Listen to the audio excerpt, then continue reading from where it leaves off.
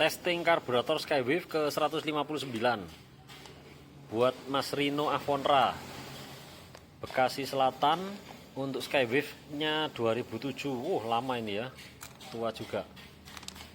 Nah, ini strategis taktis, belinya kampas rem pakem non merek dari saya. Ini padahal baru, ini dia cepat ngambil keputusan, nggak banyak tanya, langsung beli. Barusan di postingan Facebook saya balas, langsung dia respon, beli karburator saya. Terima kasih Mas Rino, semoga Tuhan berkati, damai sejahtera dalam keluarga, rezekinya lancar mengalir, amin. Juga tetap sehat di pandemi ini. Oke, langsung kita coba. Top chair nyalain nak. Ini peringan gasnya belum saya kasih, nanti saya kasih. Terakhir pasti saya beri, soalnya ini agak keras, nanti saya lunakkan. Cepat naik cepat turun. Sekarang gas kecilnya.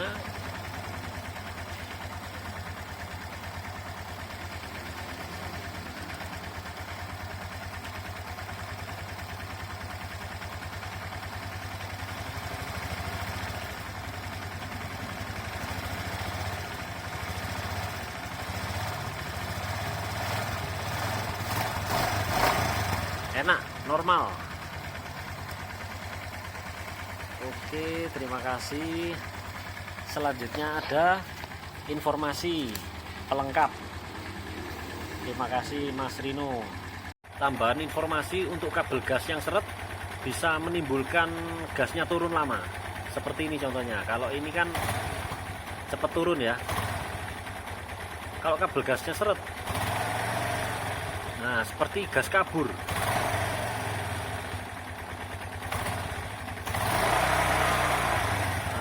Ini kabel gasnya seret, jadi harus dilumasi dalamnya oli mesin atau diganti yang baru, atau pirnya ini di peringan gas saya ini dikencangkan seperti ini. Saya matikan dulu ya. Nah, contohnya seperti ini.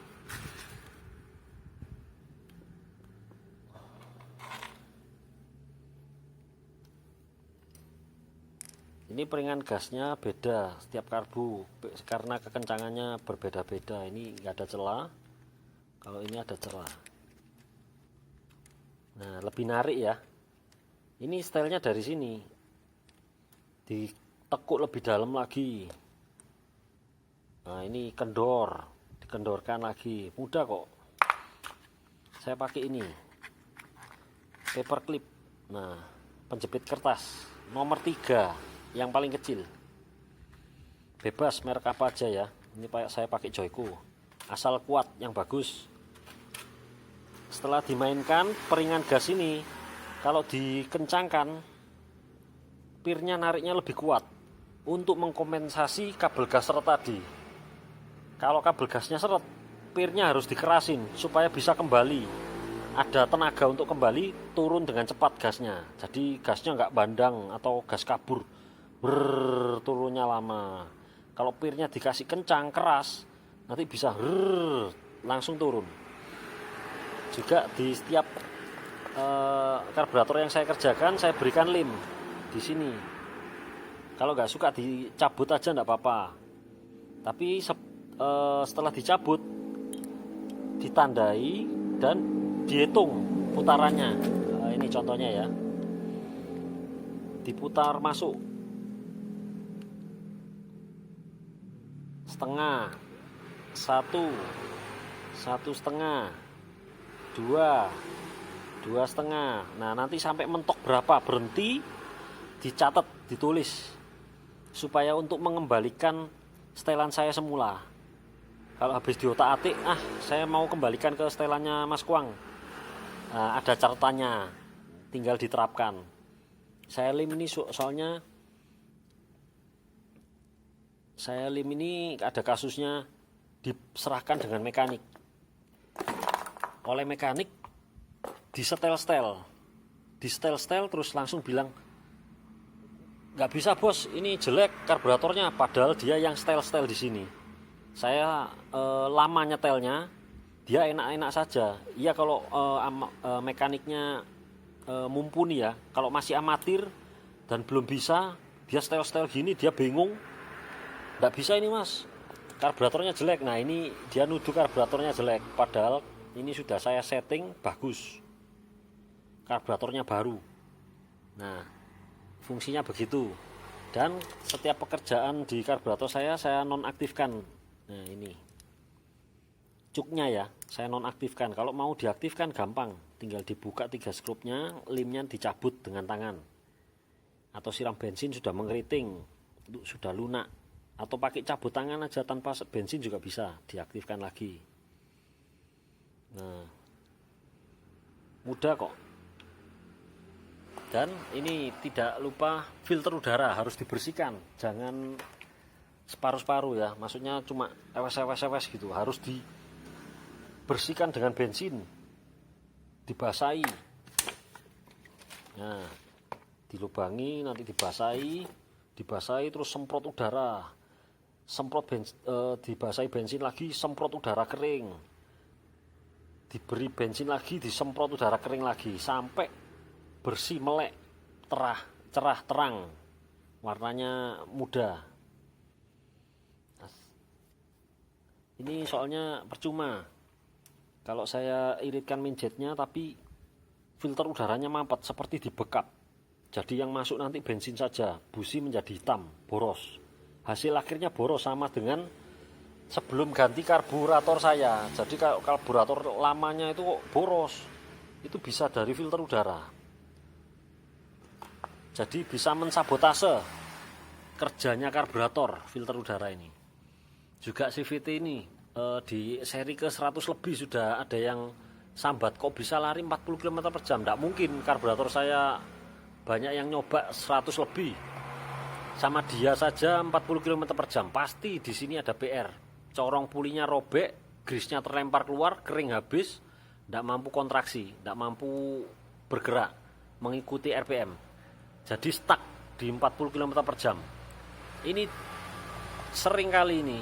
Jadi kalau dibereskan, saya praktek juga di bengkel saya pinggir jalan, ganti atau diganti corong pulinya dan torsi camnya, dilumasi dengan gris, sudah bisa lari 100 lebih. Jadi selain filter udara, CVT harus beres, juga ini mesin kalau meninggalkan PR, dia memaksa karburator diputar setelan gasnya lebih gede lagi untuk menutupi kelemahan atau kebocoran klep in atau klep out, klep exhaust, klep inlet, klep intake ya, atau pistonnya sudah aus, jadi ngasap, dia minta bensin yang gede supaya untuk tetap hidup. Jadi karburator dipaksa, nanti sambat nyalakan karburator, padahal ini ada PR, boroknya dari sini, tapi nyalakan karburator. Jadi diharap PR-nya diselesaikan ya mas ya. Kalau ada yang gak enak, bersihkan kerak ruang bakar sama skur klep, itu sudah jauh bagus, mesin kembali baru. Seperti ini contohnya, kalau kompresinya bagus, Tokcer. Nah langsung hidup kan. Karburator di sini hidupnya enak karena mesinnya ini nggak ada PR. Kalau sampai dihidupkan di motor Anda bermasalah, motor Anda yang bermasalah, bukan karburatornya. Jadi nanti bisa, kalau ada kendala tetap bisa saya layani kok, di konsultasi di WA ya. WA saya 0817514767. Nggak apa-apa, nanti curhat atau apa permasalahannya nanti komunikasikan dengan saya ya. Oke, sekian tambahan informasinya, terima kasih.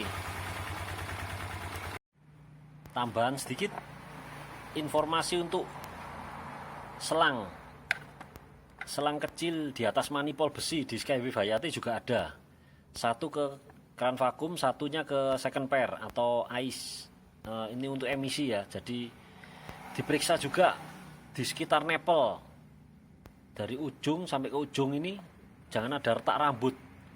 Bisa dipilin atau dipelintir, nanti kelihatan retak rambut. Nah itu harus ditanggulangi, dipotong, disambung lagi atau ganti selang baru. Pokoknya nggak boleh ada kebocoran di sekitar sini karena tingkat kevakumannya tinggi dari koin sampai ke manipol.